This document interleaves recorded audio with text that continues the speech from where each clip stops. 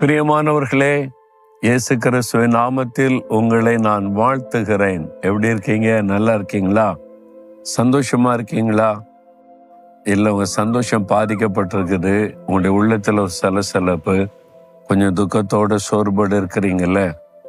ஏன் என்று சொன்னா, நான் கர்த்தருக்குள் எடுத்த தீர்மானத்துல நிலை நிற்க முடியல, ஜெபிக்கிறேன்னு ஜெபிக்க முடியல, பைபிள் வாசிக்கிறேன்னு வாசிக்க முடியல, ஒழுங்கா செய்யறதில்ல, அப்பப்போ விட்டு விட்டு செய்கிறேன்.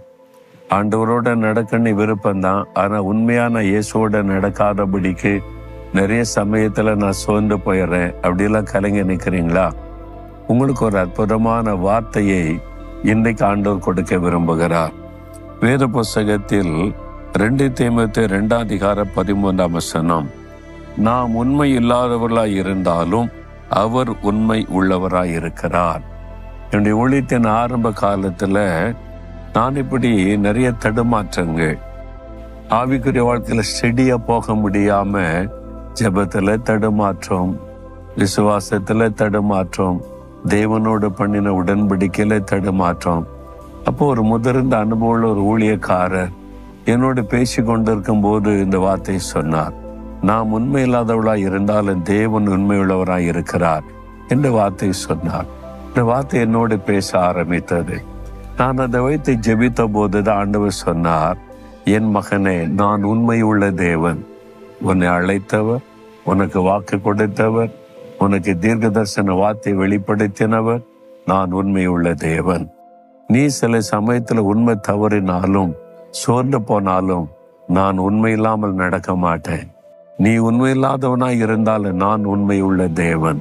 அதனால என் கிருபை உன்னை தாங்கும். இதெல்லாம் கண்டு சோர்ந்து போகாத.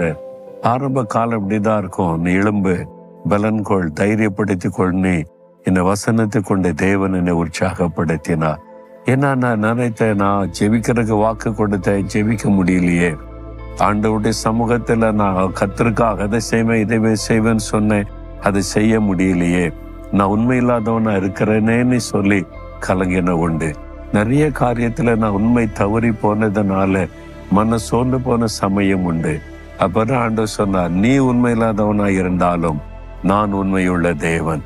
நான் உனக்கு வாக்கு கொடுத்தேன், உன்னை விட்டு விலக மாட்டேன், உன்னை கைவிட மாட்டேன், கடைசி வரை உன்னை நடத்துவன் நீ வாக்கு கொடுத்தேனே. நான் என் வாக்கு தத்தத்தில் உண்மையுள்ள தேவன். அதனால நான் உன்னை விட்டு விலகவும் மாட்டேன், கைவிட மாட்டேன் என்பதாய். எனக்கு அன்பான தேவனுடைய பிள்ளைகளே, ஏதோ ஒரு காரியத்துல என்னால முடியலையேன்னு சொல்லி சோர்ந்து போயிருக்கிறீங்க, நான் இதுல உண்மையா இல்லையே நீ கலங்கி போயிருக்கிறீங்க. ஆண்டவர் சொல்லார், என் மகனே மகளே, சோர்ந்து போகாத. ஒருவேளை நீ இதுல உண்மையா நடக்க நீ முயற்சி பண்ணின, உன்னால முடியல, ஆனா நான் உண்மையுள்ள தேவன். உனக்கு வாக்கு கொடுத்தபடி நான் கூட தான் இருப்பேன். உன்னை விட்டு விலக மாட்டேன், உன்னை கைவிட மாட்டேன், உன்னை வெட்கப்பட விட மாட்டேன். ஏனென்றால் நான் உண்மையுள்ள தேவன். என் ஆண்டவர் உங்களை பார்த்து சொல்லுகிறார். நான் இத்தனை வருஷம் என் ஊழிய பாதையில நான் நிலைநிற்பதற்கு ஒரே ஒரு காரணம், என்னை அழைத்த தேவன் உண்மை உள்ளவர். நான் எத்தனையோ காரியங்களில உண்மையற்று போனாலும் அவர் உண்மை உள்ள தேவனா என்னை கரம் பிடித்து நடத்தி கொண்டிருக்கிறார்.